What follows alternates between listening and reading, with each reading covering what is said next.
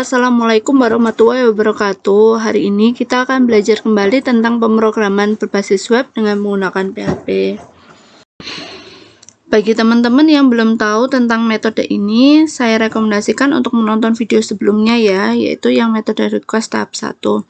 Bagi yang sudah, kita bisa langsung saja melanjutkan ke materi. Nah, apa saja yang akan kita bahas dalam video kali ini, yaitu tentang keamanan sebuah website dengan menggunakan salah satu function, lalu metode request khususnya post, kemudian membuat login sederhana. Langsung saja ya. Nah, kemarin kita sudah memiliki dua file tepatnya, yaitu latihan 1 dan latihan 2. Di dalam latihan 1 terdiri dari daftar mahasiswa, atau ini bisa menggunakan studi kasus dari teman-teman masing-masing ya, yang di pertemuan selanjutnya sudah membuat sesuai dengan studi kasusnya. Di saya menggunakan daftar mahasiswa. Di sini ada list mahasiswa, masing-masing mahasiswa, list 1 dan list 2. Ini sudah sesuai. Nah, selanjutnya yang akan kita bahas yaitu dari segi keamanan ya. Jadi keamanan di website. Nah, kemarin kita sudah mempelajari tentang, saya ulang ya sebentar, kemarin kita sudah mempelajari tentang variabel scope, super global, serta metode request. Salah satunya yaitu metode get. Nah, metode get adalah, atau saya ulang sedikit ya, metode request adalah metode standar yang digunakan saat mengirim suatu data dengan mengirimkan formulir HTML. Ada dua metode request, yaitu metode get dan metode post. Metode get adalah metode pengiriman data yang dikirim ke URL dan ditangkap oleh super global get. Nah, seperti contoh yang kemarin ya, yang ada di sini, kita menggunakan metode get. Adapun contoh VS Code-nya seperti ini ya. Nah, di sini kita menggunakan metode get. Metode get-nya kita taruh di bagian latihan 2. Ini saya tulis, sebentar saya tambahin dulu ya. 1 digital mahasiswa. Oke, nah di sini kita menggunakan metode get. Nah, lalu untuk selanjutnya yang akan kita bahas tentang ini, sebelum kita lanjut ke metode postnya ya, kita akan menjalankan satu fungsi, yaitu fungsi untuk keamanan website kita. Nah, kita akan menggunakan sebuah function, yaitu dengan nama function iset. Function iset ini dipakai salah satunya untuk melakukan keamanan sebuah website. Jadi cara kerjanya seperti ini. Jadi intinya, jika ada seseorang yang mau masuk ke latihan 2, diwajibkan untuk membawa data. Nah, intinya seperti itu. Jadi selama user itu masuk ke dalam halaman latihan 2 tidak mendapatkan data, maka kita harus memaksa mereka masuk ke latihan 1. Nah, jadi melakukan redirect ke halaman 1 gitu ya. Paham ya maksudnya ya? Nah, bagaimana caranya? Caranya yaitu kita dengan menggunakan function iset. Jadi yang akan kita lakukan adalah kita membuat tag PHP di sini ya. Tag PHP, kita lakukan cek dulu apakah apakah di dalam variabel $_get terdapat data. Nah, kita menggunakan fungsi logika, yaitu if, dengan menggunakan satu function yang tadi ya, yang sudah saya jelaskan di sini sebentar. Function dari nih. Sebuah function dari isEt. isEt dilakukan untuk memeriksa apakah sebuah objek atau form telah didefinisikan atau telah diset sebelumnya atau telah dibuat sebelumnya. Nah, bisa menggunakan function PHP isEt. Fungsi isEt akan menghasilkan sebuah nilai true or false jika sebuah variabel tersebut telah didefinisikan, dan false jika variabel tersebut belum dibuat. Nah, cara menulisnya bagaimana? Cara menulisnya yaitu if isEt. Nah, if isEt, jika di dalam isEt terdapat data yang berada di $_get dengan variabel nama gitu ya, dengan data array nama. Jadi seperti itu bacanya. Jika isEt, jadi gini ya, jika isEt terdapat data di dalam nama gitu ya. Nah, maka yang akan kita lakukan apa? Tapi kita di sini mengecek jika data di dalam nama itu belum dibuat. Nah, maka yang akan kita lakukan bagaimana? Jadi kita tambahin not di sini. Tanda seru ini artinya not. Jika isEt belum dibuat, nah, jadi seperti itu ya. Kalau notnya dihapus jika isEt telah dibuat, tapi kalau dipakai not gitu ya, kalau dikasih not jika isEt di dalam data belum dibuat gitu ya. Karena apa? Karena kalau sudah dibuat kan kita nggak perlu melakukan pengecekan ya, tapi pengecekan ini dilakukan ketika datanya belum dibuat. Maka yang akan kita lakukan adalah apa? Kita harus memindahkan user yang tadinya ingin masuk langsung ke halaman 2, kita pindahkan wajib masuk melalui halaman 1 dengan menggunakan redirect. Nah, bagaimana cara menulisnya? Kita bisa melakukan redirect dengan perintah header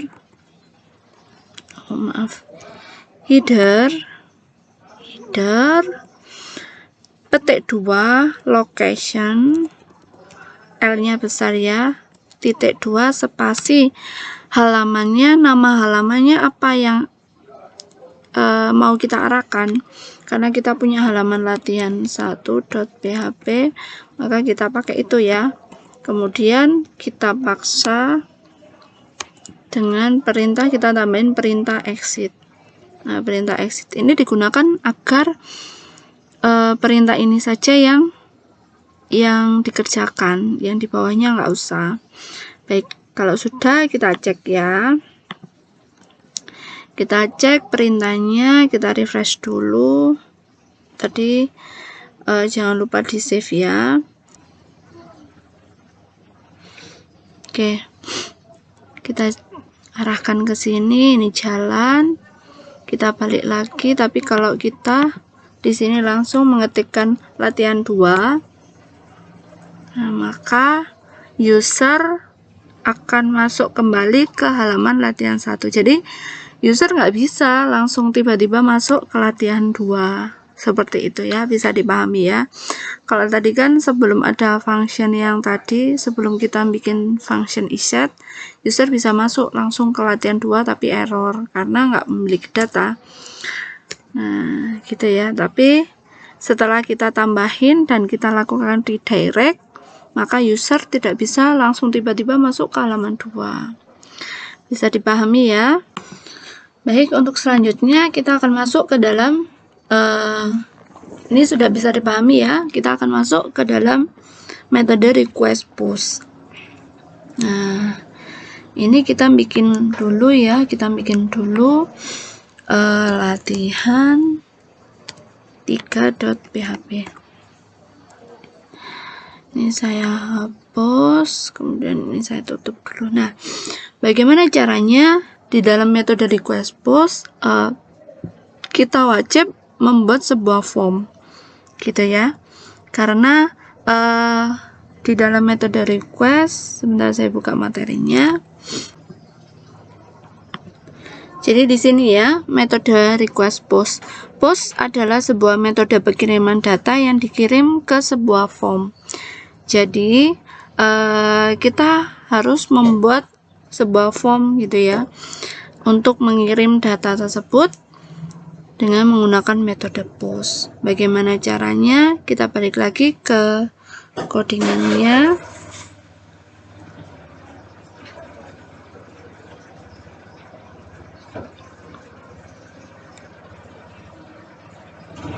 Nah, anggap saja kita bikin seperti ini ya, metode post, kemudian kita punya sebuah form, kita bikin sebuah form gitu ya. Nah, form nanti kita harus punya sebuah actionnya, action dan sebuah metodenya. Metodenya apa? Nah, kita bikin dulu sebuah form inputan dulu gitu ya, dengan menggunakan input type-nya text, kemudian name-nya. Nah, name-nya ini penting, wajib dikasih gitu ya. Misalnya name-nya saya kasih nama. Kenapa kok wajib? Karena name di sini dia bertindak nanti sebagai key-nya. Ingat ya, kalau di dalam array asosiatif pasangan key and value gitu ya. Nah, sebelumnya kita kasih dulu, misalnya masukkan nama kedua. Setelah itu, setelah kita bikin form inputan, kita juga bikin submitnya ya, tombol submit ya. Kita kasih BR, kita kasih buttonnya, terus button tab-nya submit gitu ya.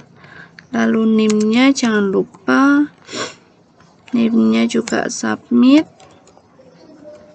Nah, isinya apa? Isinya di sini saya kasih kirim. Kita save. Nah, di sini actionnya ya.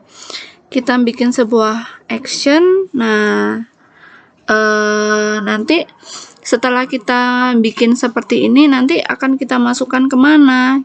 Kita anggap saja di sini ya, kita punya sebuah halaman latihan 4.php. Jadi datanya akan kita kirim ke halaman latihan 4.php dengan menggunakan metode post. Lalu kita bikin file baru dengan nama latihan 4.php. Kita bikin tag HTML lagi.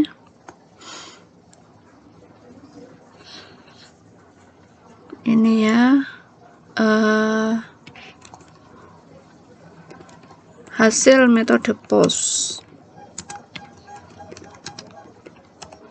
Kemudian di sini saya bikin H1, selamat datang. Nah, biasanya kalau kita bikin kan selamat datang admin gitu ya. Nah, karena kita sudah membuat form yang ada di latihan 3 dengan menggunakan metode post gitu ya. Dengan menggunakan metode post, maka di latihan 4 nanti akan kita tangkap dengan metode post yang sama. Jadi kita pakai gini ya, $echo php echo $post, maksud saya $post. Apa isinya? Nah, isinya kita lihat di sini, name-nya. Nah, isinya namanya apa gitu ya. Kita taruh di sini nama key-nya ya, jadi push-nya, key-nya sebagai nama. Oke, kalau sudah kita jalankan.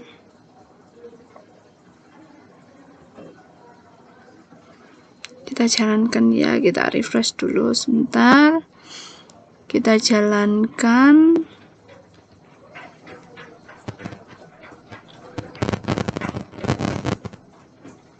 Di sini latihan 3. Nah, latihan 3 saya punya seperti ini ya, saya punya seperti ini. Kalau saya masukkan nama Eka Yuniar, saya kirim, akan lanjut ke sini, ke halaman latihan 4. Bisa dipahami ya. Kalau misalnya oke, saya kasih nama misal bintang, saya kirim lagi. Di sini sudah ditangkap gitu ya, sudah ditangkap sama metode postnya. Jadi bisa dipahami ya dalam hal ini ya. Ini ya, jadi setiap apapun yang kita inputkan di dalam sini, jadi setiap kali kita mengirimkan data yang ada di sini, di dalam latihan 3, data itu akan ada di sini, akan langsung berada di latihan 4. Nah, sedangkan inputan datanya atau tadi URL-nya bersih karena datanya disembunyikan di dalam metode post itu. Nah, bagaimana jika kita menggunakan metode get? Bisa dengan menggunakan metode get. Kita balik lagi ya ke codingannya. Nah, di sini ya. Kalau misalnya kita menggunakan metode get, maka di sini kita ganti metode get. Lalu di latihan 4-nya juga kita ganti dengan metode get. Jadi metode get itu bisa menggunakan form dan bisa menggunakan URL. Tapi ketika menggunakan URL saja, kita harus menggunakan metode get gitu ya. Nah, kalau dengan menggunakan metode get, ingat ya yang dirubah yang di metodenya get, kemudian di sininya juga get. Maka datanya oke, kita ulang lagi ya, kita refresh latihan 3. Maka jika kita melakukan inputan di sini di latihan 3, nah kita submit. Nah, di sini ya URL-nya ada gitu ya, ada key and value-nya. Jadi key-nya nama, value-nya Eka. Bisa dipahami ya perbedaan post dan get ya. Tapi kalau kita balik lagi menggunakan metode push, nah, menggunakan push, di sini juga kita menggunakan push, maka URL-nya akan bersih kembali. Oh iya, ini sebentar. Di sini. Nah, metode post ini ya, URL-nya bersih kembali. Tidak ada tampilan URL berisi key and value-nya. Nah, metode post ini seringkali dipakai untuk pembuatan login, register, dan lain sebagainya. Nah, bagaimana cara mengatasi keamanannya? Kita menggunakan iset lagi ya, seperti tadi. Jadi user wajib masuk ke halaman 3 dulu sebelum masuk ke halaman 4. Kalau user langsung masuk ke halaman 4, maka yang terjadi adalah error seperti ini. Bukan error ya, tapi dikasih notice gitu. Nah, bagaimana caranya agar user tidak langsung tiba-tiba masuk ke halaman ini, halaman 4. Nah, kita menggunakan hal yang sama ya, yang kita lakukan di metode get yang sebelumnya. Nah, kita bikin di sini tag PHP di halaman 4. Kita cegah dulu di sini. PHP cek gitu ya, kembali kita lakukan cek data iset. Nah, kita bikin function if, kemudian not iset,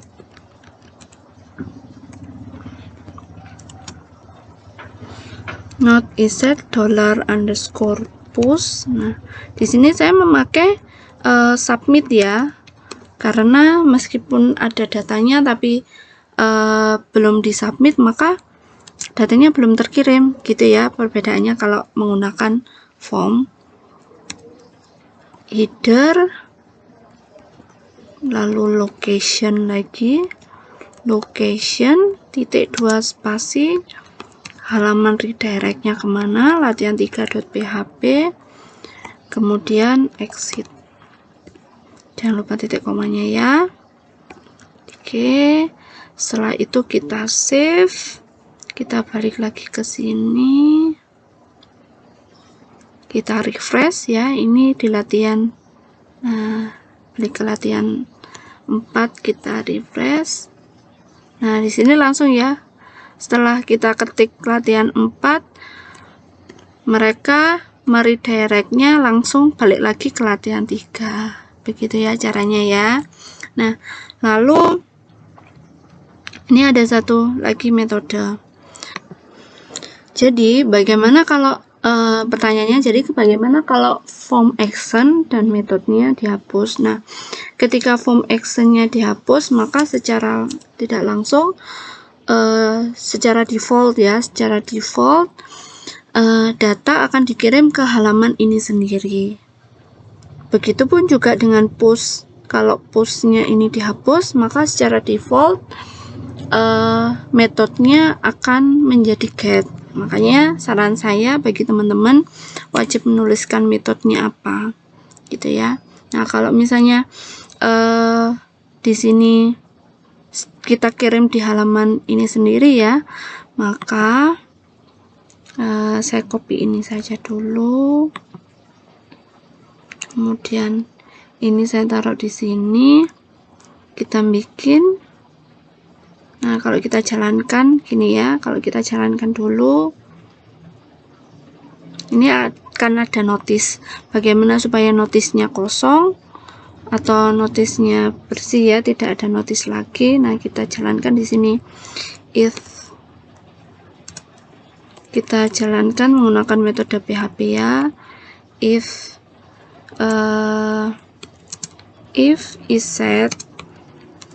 Kalau tadi kan not is set ya, tapi sekarang kita bikin if is set $_push, pakai submit lagi ya, submit. Nah, ini saya bikin dengan gaya templating ya. Jika tidak ada, maka kita bikin and if. Nah, jadi di sini bacanya jika di post submit ini ada datanya, maka lanjut ini. Tapi jika nggak ada, yang akan kita lakukan adalah ini. Jadi seperti itu ya. Lalu kita jalankan dulu. Nah, bersih lagi ya, nggak ada notisnya ya. Coba saya pakai Eka, maka ini jadinya ada datanya terkirim. Jika saya kasih di sini, makanya datanya berubah lagi dan halamannya tetap di halaman 3. Begitu ya. Bisa dipahami ya sekarang ya perbedaannya push dan get gitu. Tapi kalau ini saya halaman 3 dan belum memiliki sebuah data, maka yang tampil halamannya seperti ini. Oke, untuk yang selanjutnya yang akan kita pelajari bagaimana cara kita membuat sebuah form login atau register ya, biar teman-teman juga paham ini nanti dipakainya di mana gitu ya. Langsung saja kita bikin form login sederhana gitu ya. Kita bikin di sini login.php. Nah, kita tutup dulu yang lainnya biar nggak bingung.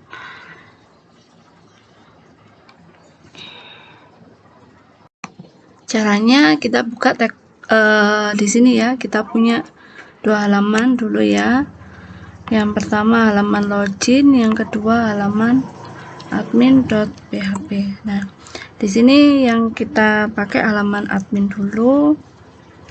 Nah, di sini saya bikin halaman admin. Kita pencet H1 sini ya.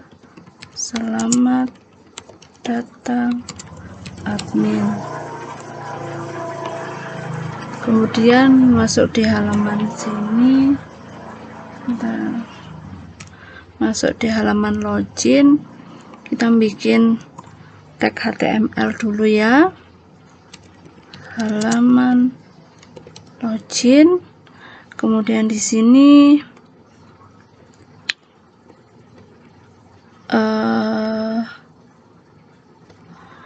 kita bikin dulu H1 login admin. Nah, supaya rapi sedikit saya pakai list aja gitu ya, pakai list. Kemudian kita bikin form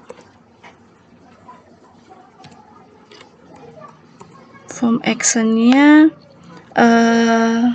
nanti saya pakai di halaman ini sendiri ya. Jadi datanya saya olah di halaman ini sendiri.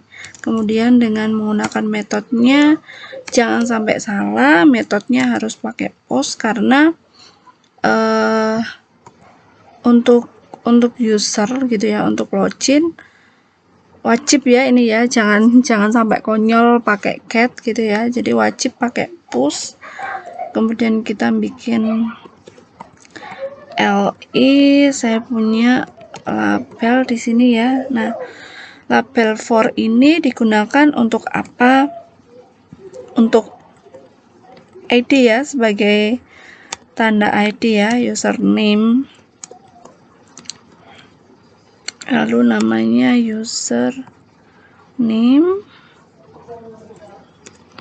Di sini username titik 2, lalu saya kasih lalu saya kasih input teksnya, tipenya teks, name-nya jangan lupa gitu ya, username juga. Nah, karena kita di sini menggunakan for, nah for ini semacam ID, nanti di inputnya teman-teman tambahin ID. Nah, ID ini fungsinya buat apa? Sebentar ya, ID ini fungsinya, jadi cara menulisnya seperti ini ya. Oh, ini username, teksnya username, ID-nya sama username.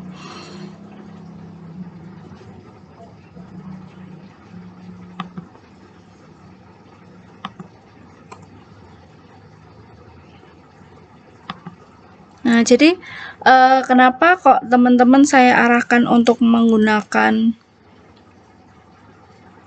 label for gitu ya, label for gandengannya sama ID, karena supaya mempermudah saja sih ya, mempermudah user. Ketika user ini mengklik ini berarti labelnya aktif gitu ya, form inputnya aktif gitu ya.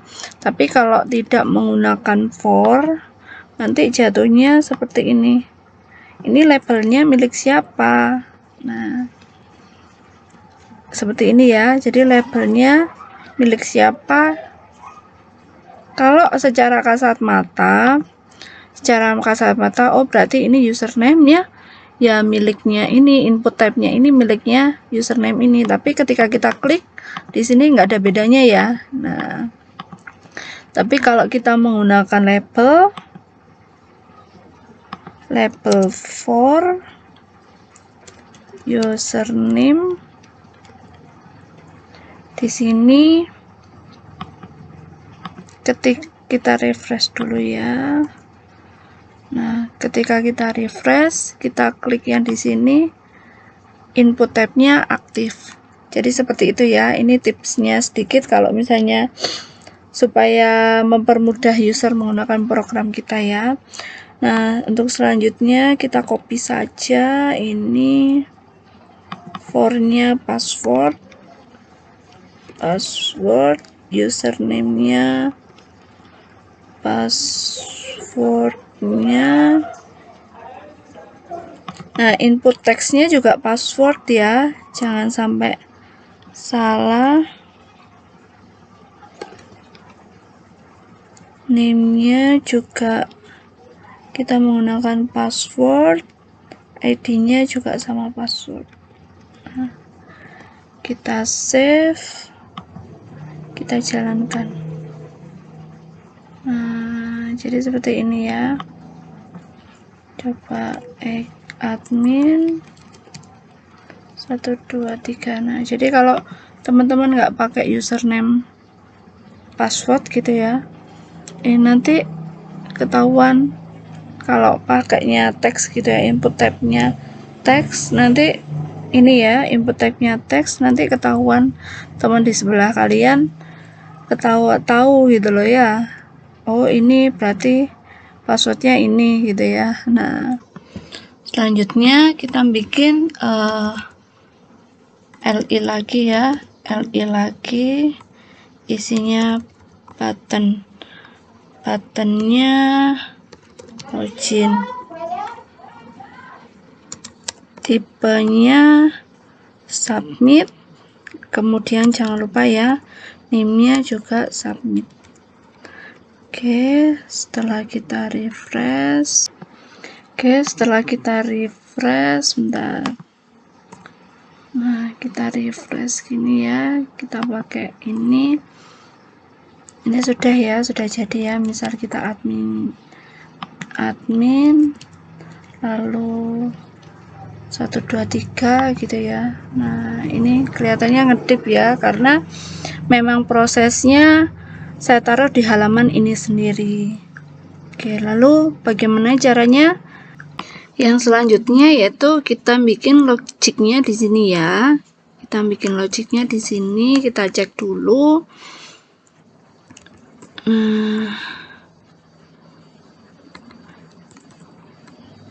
Cek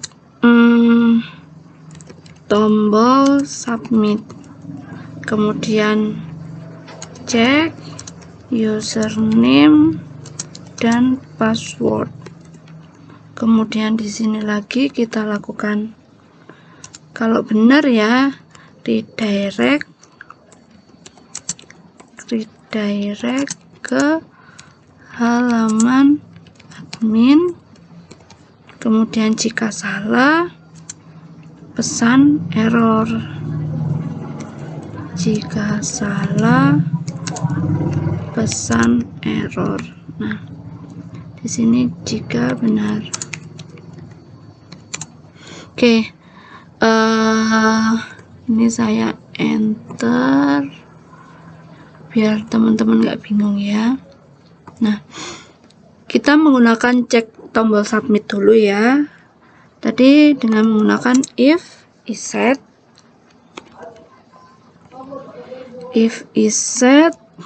apabila inputannya benar ya,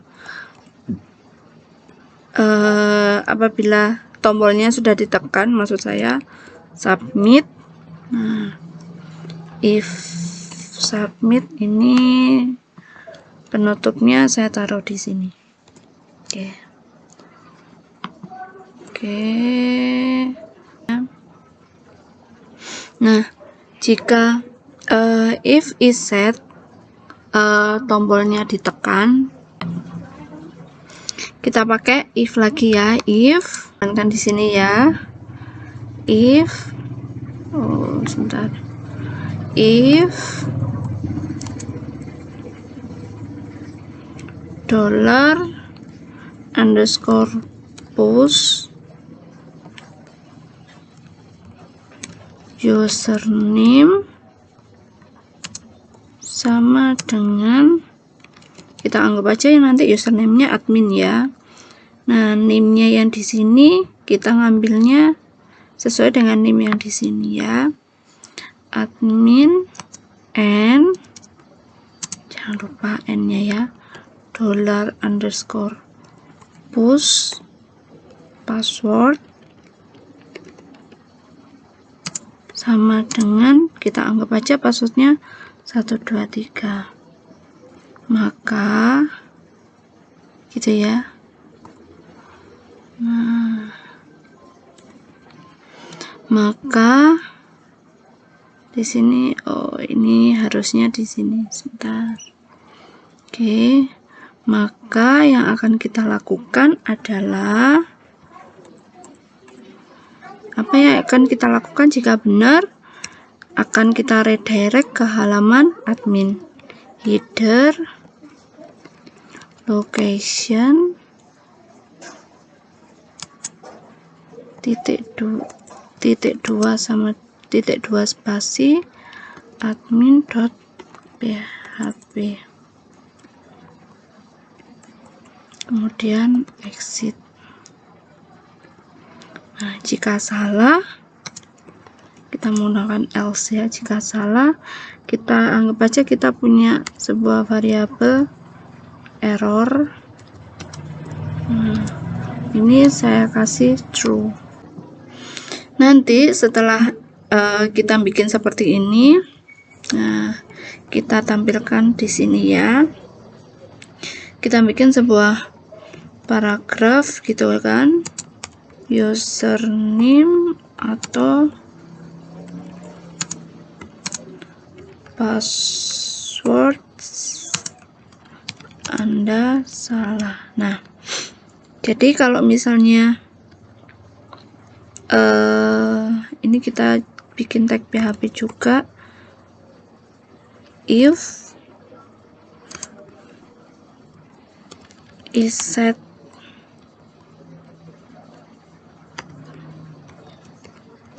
error, nah, maka yang akan ditampilkan ini. Jadi seperti itu ya pesan errornya.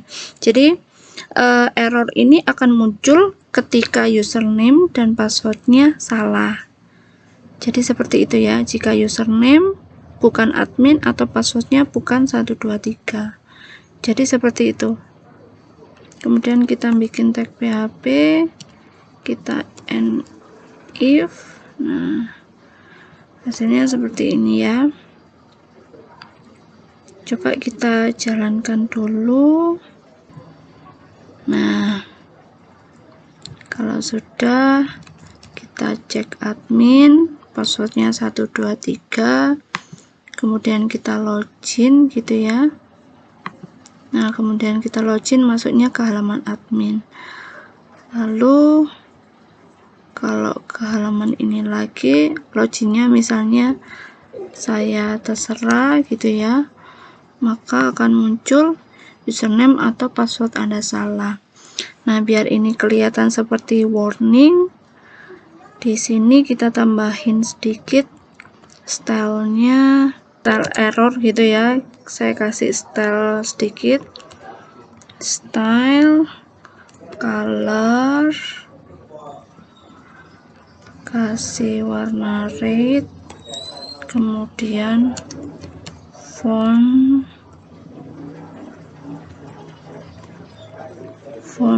stylenya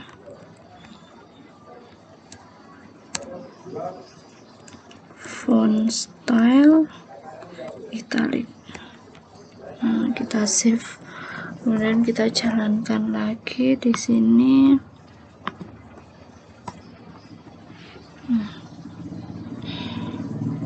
Kalau kita jalankan admin, passwordnya 123 akan ada di halaman ini ya, admin ya. Tapi kalau oh ya, ini kita kasih dulu ya, kita kasih link URL lagi di sini. Oke, bisa nanti langsung redirect.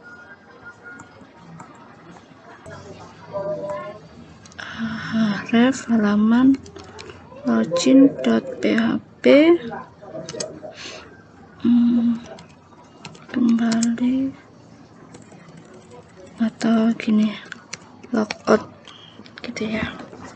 Nah, kita jalankan. Oke, kalau sudah, kita masuk halaman admin 123. Nah, masuk ke sini, kemudian kita logout. Kalau kita masuk halaman admin, passwordnya admin, otomatis username dan passwordnya salah. Bisa dipahami ya di sini ya. Teman-teman bisa mencoba dengan menggunakan studi kasus sesuai dengan yang teman-teman bikin sebelumnya. Lalu dengan halaman login ini ya, teman-teman bisa modifikasi dengan menggunakan style CSS yang bagus ya. Baik, itu dulu saya rasa tutorial untuk metode request kali ini. Untuk selanjutnya, bahasan yang akan saya sampaikan yaitu tentang database ya. Baik, terima kasih. Wassalamualaikum warahmatullahi wabarakatuh.